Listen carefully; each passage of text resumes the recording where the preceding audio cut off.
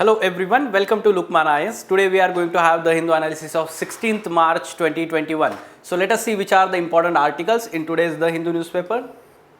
Yes, these are the important articles. For mains purpose and for prelims purpose we have segregated them. At the same time we have provided the Hindu page number on which this article has been or has come today in this newspaper. Okay, let us take overview first of these articles and then we'll discuss this in detail. First, for mains related articles, global leader in post COVID era. So page number 7 op-ed page has some important articles today. So global leader in post COVID era, the article is written by our Union HRD minister and he is talking about how India is going to be the global leader in post COVID era. And it is talking about two important areas where India is taking lead. First is vaccine development, or we can say that India is developing as pharmaceutical hub, and second is educational reforms. So from essay perspective, we are going to discuss this article. Next, a giant leap forward for Quad. Yes, recently on 12th March there was virtual quadrilateral security dialogue Quad summit that happened. Yesterday also we discussed, because there was editorial on this Quad significance, outcome and concerns related to this Quad grouping. Here also it is talking or discussing the significance of this Quad grouping and the outcome of this summit. From IR perspective, GS2 paper, international relations. Specifically, if you are talking about the prelims related articles, first, bee fences to ward off elephant attacks. So project rehab, so it is under we can say National Honey Mission. So it is specifically having the objective of reducing man elephant conflict, and the pilot project is being implemented in surrounding of Nagarhole National Park in Karnataka. So what is this bee fences? We are going to understand here that project rehab from prelims perspective, environment section. Then BRO, Border Road Organization, plans to open key pass to Leh ahead of schedule. So this key pass, it is talking about Baralacha La Pass in Himachal Pradesh, having directly connectivity to Leh Ladakh bypassing the Jammu Kashmir region. Okay, so yes, from geography mapping perspective, in which mountain range that particular pass is located and which are the different mountain passes specifically of Himachal Pradesh. So geography mapping. Next, India's arms import down by 33%. So one of the report by Swedish think tank, it is talking about the Indian arms import has reduced in last 5 years as compared to earlier 5 years, 2011 to 2015. And the article is also providing some important data and facts like which are the largest arms suppliers to India. So we'll know about that data that can be used from, if you are talking about any essay, if you are writing any essay regarding security or GS3 paper, internal security or security defense part. Over 60% OBC scheduled caste post vacant in IIMs. So some important data, facts that has been provided by the government, Ministry of HRD itself in Lok Sabha, in one of the question, answer to the one of the question. So that data can be used in GS2 paper, social justice part, or if you are having in general any essay paper, so you can or essay wherein you can use this data. Fine. Okay, so let us go into detail of all these articles. First, global leader in post-COVID era. So before going into details, let me tell you what kind of essay topic that can be asked. Here you can see India as global leader in the post-COVID-19 era or post-COVID-19 world, post-COVID-19 times, right? So such kind of essay topic is expected next year in 2021 mains examination. So try to gather as much as information so as to have the ready-made material or notes with you to write in that topic. Okay, so here the two important aspect that the article is discussing here regarding that essay topic, and which are these. First and foremost is that India is at present is developing or taking lead as global leader first in pharmaceutical industry, or it is being developed as world's pharma hub. As we can see that India is not only providing the vaccine, indigenous vaccine to Indian citizens, it is also exporting that vaccine and ensuring that the vaccine is delivered in equitable and just manner to all let's say developing and underdeveloped countries. And when the developed countries are involved in vaccine nationalism that we have seen in recent times, right? So we can understand that India has become pharmacy of the world, right? So this advantage India has, the leverage in the pharmaceutical sector, and surely India is going to be leader in post COVID world because of this. Okay. Second, yes, some important facts, like up till March we have exported or given the vaccine to more than 70 countries, developing and underdeveloped countries in the world. This shows that India is leading the world in ensuring equitable, accessible and affordable vaccine. Okay, equitable, affordable and universal supply of vaccine. Fine. So this is one area where the country is moving ahead. Along with that, the IITs came with incredible innovations like vaccine development, indigenous vaccine development, or we can say tests. So COVID-19 tests, the affordable test kits development, or the ventilators, affordable ventilators manufactured. At the same time, the PPE kit. So such kind of innovative aspects have been developed in this last 1 year COVID-19 by premier research institutions like IITs and ISCs. Fine. So in this area India is leading the world at present. And second is research and innovation.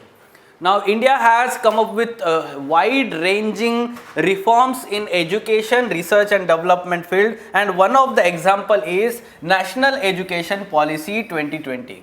Now how it seeks to ensure that India progresses in research and development field. For example, this policy proposes that higher education institutions should establish research and innovation, or we can say promote this research and innovation by establishing startup incubation centers, technology development centers and interdisciplinary research.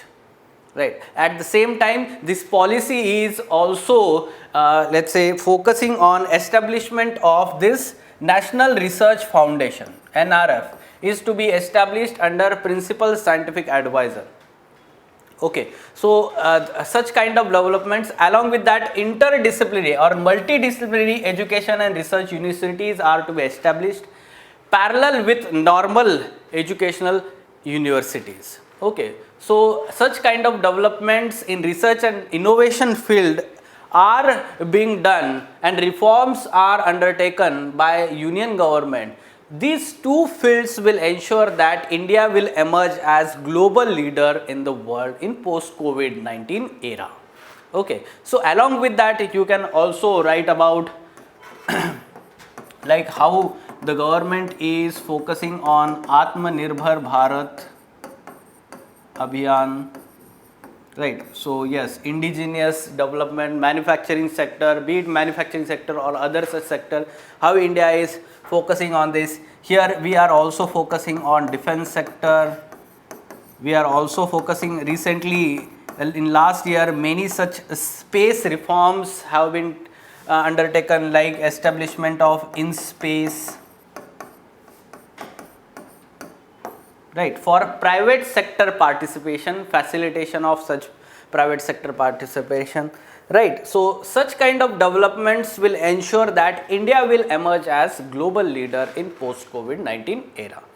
Right, so if we have such kind of essay, India as global leader in post COVID-19 era, so you need to know in which area India has strengths and is progressing. So you can focus on this SWOT analysis of India. That means strengths, weaknesses, opportunities and threats. strengths, weaknesses, opportunities and threats. So if we are talking about strengths here, all these things, and weaknesses, you can also focus on the challenges of internal security or the challenges along the border areas, like, or we can say the kind of communal aspects are there, or communal divide in the society. These are weaknesses. Now opportunities, surely there are many such opportunities that COVID-19 has posed for us. For example, the online education and how it has been increased, or it has increased the access to the education in nooks and corners of the country. Along with that, the health, how e-health, or we can say e-Sanjeevani scheme of the government, telemedicine, tele-education, you can say, these are opportunities that has been put forward by this COVID-19 times, pandemic times. And threats, yes, threats are always there. Threats, you can say that if these projects are not been successful, there will be threat of, let's say, economic downturn, or we can say internal security threats are already there, right? So try to prepare in this manner. SWOT analysis of India as a country. Fine? Okay. Now moving on to next article. A giant leap forward for the Quad. Yes, earlier also yesterday there was editorial regarding this Quad.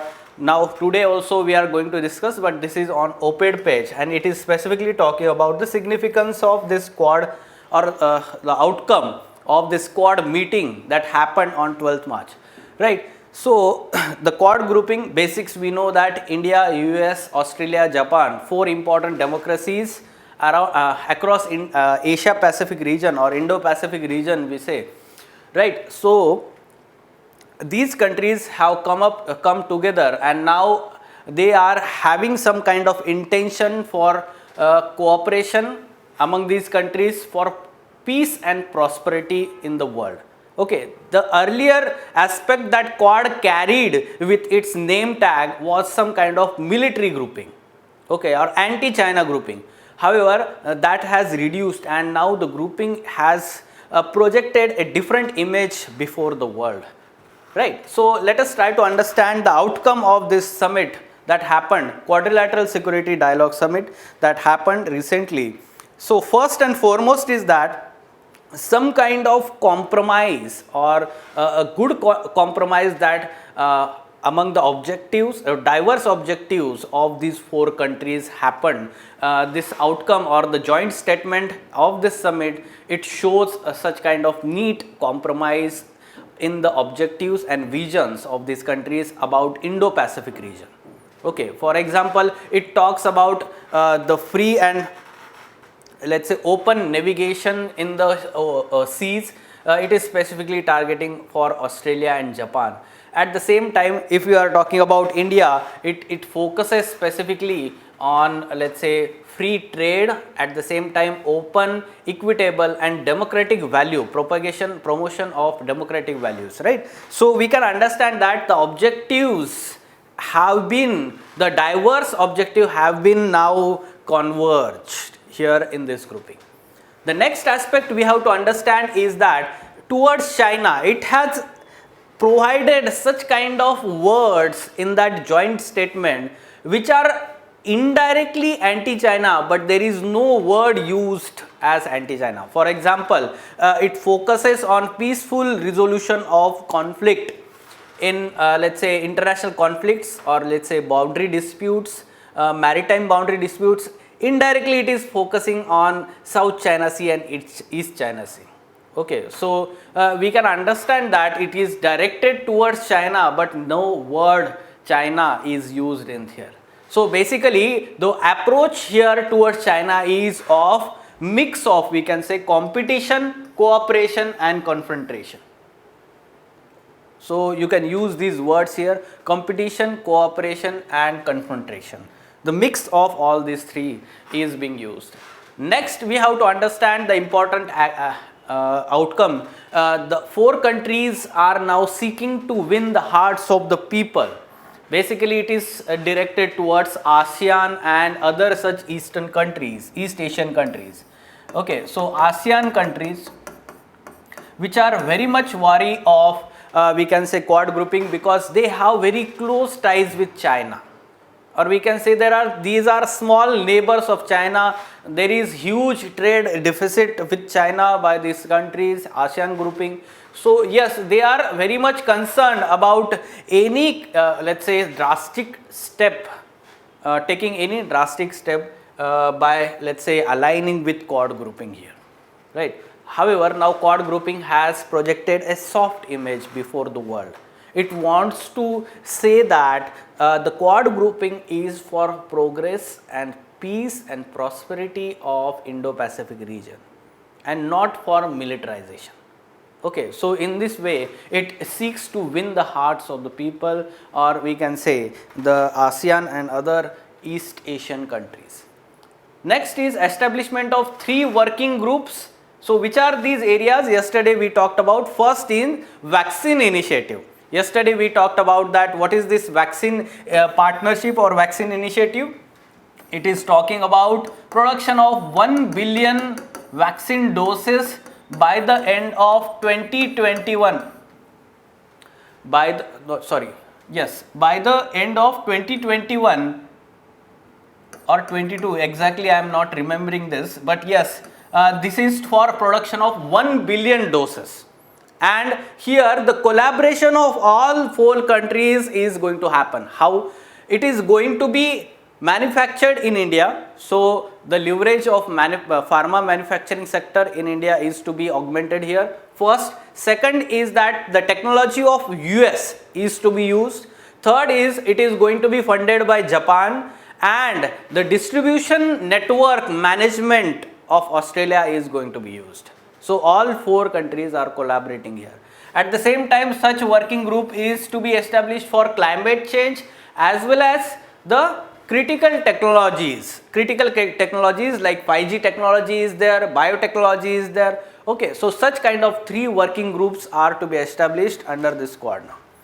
Fine. Then we have we can say leaders agreed to meet we can say more frequently. So this is whatever the summit that happened is now going to be established as a regular meeting in future. At the same time, the foreign ministers are going to meet annually. Other officials will be in contact, we can say, on frequent basis. Okay. So yes, the outcome is very substantial of this meeting, and you can take inputs from these points. What kind of question we are expecting now? Last year itself, or this year itself, 2020 mains examination, there was question directly on Quad. So we can say that directly there will not be Quad question in 2021 mains examination, because there will not be repetition. But examine the potential of quadrilateral security group to advance a common vision in Indo-Pacific and to ensure peace and prosperity in the region. When we talk about the examine command, here what we have to do is pros, cons, and we can say way forward also. Okay, specifically you give these subheadings here. Pros, cons and way forward, or we can say that yes, there is potential. What is that potential? Pros mein aayega ye, right? And then there are some limitations. Here we talk about the limitations, not specifically cons. Limitations, challenges, you focus on that, and then give way forward. Fine? Okay. So this was from international relations GS to paper perspective. Okay. Moving on. Now specifically focusing on let's say prelims related developments. So on page number 8, B fences to ward off elephant attacks. Specifically it is talking about Project Rehab. Project Rehab, it is talking about reducing elephant human conflicts or attacks using bees. Full form आप देख सकते हैं यहाँ पे, reducing elephant human attacks using bees. Right. Now this is an initiative of Khadi Vikas or Khadi Village Industries Commission, KVIC. Okay. So Khadi and Village Industries Commission, it has actually launched the National Honey Mission, and it is the sub-mission of this National Honey Mission of KVIC, this particular rehab project. Okay, now this is being implemented at pilot project level in surrounding areas of Nagarhole National Park and Tiger Reserve in Karnataka. Okay, so why bees are used to ward off these elephants? Because elephants are afraid of bees. Okay, so that's why what they are doing here, you can see surrounding the forest area, they are keeping these beehives here, artificial beehives here, and when the elephants tends to come outside the forest in the village area or agriculture area, farm areas, they will be, let's say, afraid of these bees and they will not come out of the forest. Okay, so the major aspect here is that the elephant human conflict is being reduced without harming elephants. Okay, this is very important. The natural method is being used here. Okay, so you can use this bee fences example in mains examination, GS3 paper environment, man-animal conflict. We are expecting question how to reduce this man-animal conflict. We are having such kind of man-animal conflicts like man-tiger conflict, man-leopard conflict, man-elephant conflict. Okay, so yes, surely you should give such kind of example in way forward. Bee fences. Now some basic information about this Nagarhole National Park. It is adjacent to Bandipur Tiger Reserve in Karnataka. Nagarhole National Park, it is part of Nilgiri Biosphere Reserve. So yesterday itself we talked about Nilgiri Biosphere Reserve. It is located at the tri-junction of Tamil Nadu, Karnataka and Tamil Nadu, Karnataka and Kerala, right? So Nagarhole National Park adjacent to Bandipur Tiger Reserve and Silent Valley National Park in south. Fine. Okay. So this was basic information. Now what kind of prelims question we can expect here? You can see, if we are not having specific knowledge about such kind of initiatives, then we may get this answer wrong. You can see the statement about this project rehab. This is initiative of Khadi and Village Industries Commission, KVIC. So if we are not knowing the full form of this rehab, we may get completely wrong answer here. And from rehab we can understand that it may be the question from, let's say, rehabilitation program for we can say Naxalites, or if we can expect that such kind of project can be there for those who are drug abuse, involved in drug abuse, right? So project rehab here is not related to that, but it is talking about reducing elephant and human conflict. So it is the project, yes, first statement is correct. It seeks to reduce man-elephant conflict, yes, this is. It is submission of National Solar Mission, incorrect. This is submission of National Honey Mission of this KVIC. So that's why the answer is 1 and 2. So try to know and try to solve such kind of questions from this information. Next, Supreme Court bats for Great Indian Bustard. So yes, earlier also we talked about Great Indian Bustard. In last year prelims 2020, we had this question of Desert National Park, and one statement in that was it is the one of the major habitat for Great Indian Bustard, right? So Great Indian Bustard is very important species in a sense. Number of let's say population of this species is reducing drastically. Now conservation status, if you are talking about specifically environment part, prelims related, IUCN status is critically endangered. That's why it is important. Again, Schedule 1, it is included in Wildlife Protection Act, Schedule 1, giving highest protection at par with tiger. Okay. So what are the threats? Threats: hunting, game bird, electric lines, loss of habitat. So basically the article here, it is talking about like Supreme Court bench recently has said that the power lines, electric lines has been one of the major threat for death of these birds, and therefore there should be underground laying of these electric lines. At the same time there should be diverters, bird diverters, like alternative mechanism to install flight bird diverters. earlier we have also covered fly flaps, right? So such kind of, let's say, bird diverters are to be installed on those power lines wherever it is not possible for underground laying of these lines, right? So for conservation and protection to this great Indian bustard animal, we are going to use this. So what is the habitat? Dry grasslands and wastelands. Desert National Park in Rajasthan, spread over 2 districts, Jaisalmer and Barmer districts of Rajasthan, is one of the major habitat of great Indian bustard. Okay, so this was basic information about species and its conservation. Okay. Moving on, Border Road Organization plans to open key pass to Leh ahead of schedule.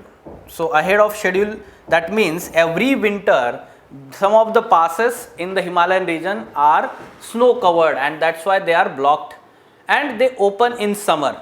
So this year they are going to open earlier, as BRO going to remove that snow cover from the roads in the we can say early times now, for more connectivity to Leh region. So from geography mapping, this is map from NCERT. So you can see here, this Baralacha La Pass in Himachal Pradesh is located in which range? Jaskar range. You can see here, Jaskar range. At the same time, we have to understand that this Baralacha La Pass is located in Himachal Pradesh. So the 4 ranges, yes, we know that from north to south: Karakoram, Ladakh, Jaskar, Pir Panjal, and then we have the Shivalik range. Right, so parallel ranges from north to south, and this Baralacha La is located in Jaskar range. Basic information. Now the mountain passes of Himachal Pradesh. So you need to know the mountain passes.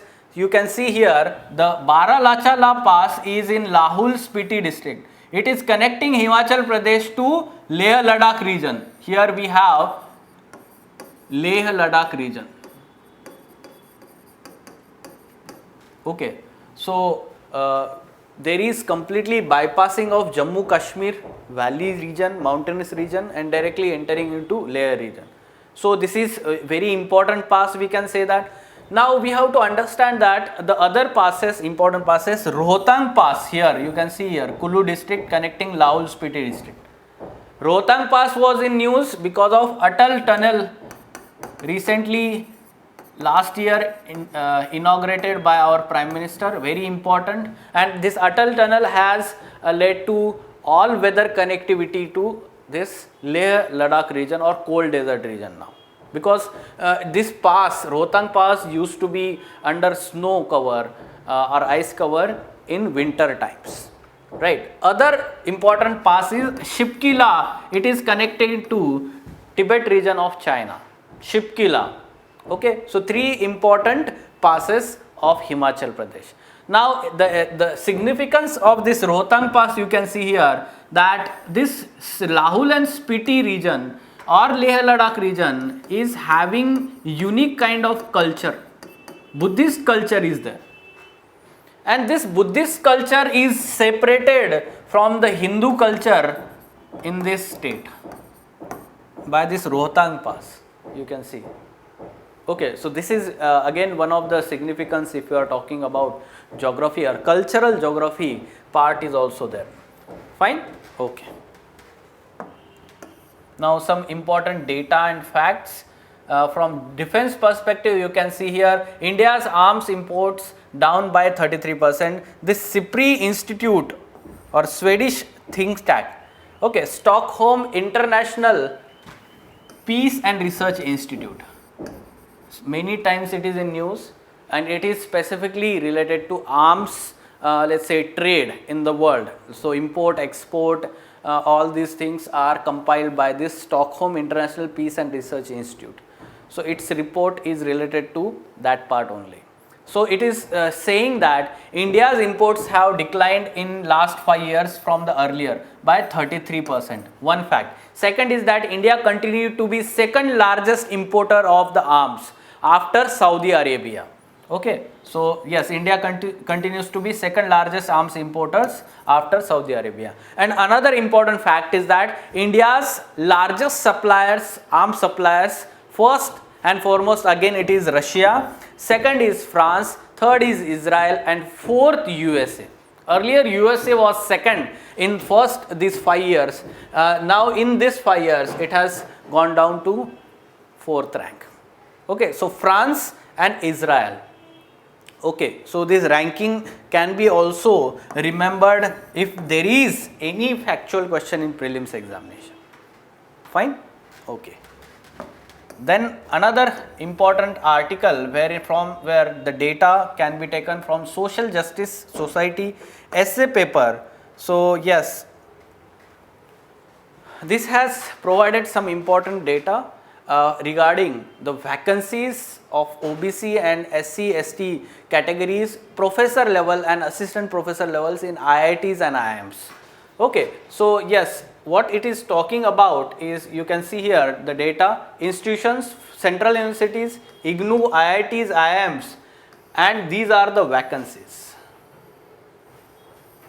You can see in IIMs 79% of faculty positions reserved for STs are vacant. Basically these higher institutions are batting for removing such kind of reservations in the teaching faculty levels. Okay, so they are of the view that it compromises the quality of teaching.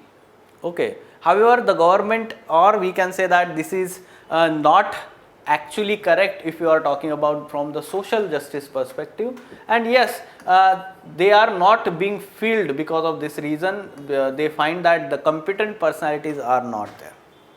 Okay, so from social justice and society perspective, or some trivial facts you need to know when we talk about the representation of the marginal communities in the society, in the government institutions.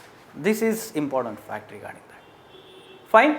Okay, so yes, these were important articles from today's The Hindu newspaper. अगर आपको ये video पसंद आया होगा तो इसको like कीजिए, comment करके हमें बताइए आपको ये वीडियो कैसा लगा, and share this video with your friends as much as possible, and subscribe to our channel. For further information on editorial discussion classes or editorial ED classes, wherein in-depth analysis of men's related issues and articles is done by Ansari sir and team, you can contact Lukman IAS. Thank you.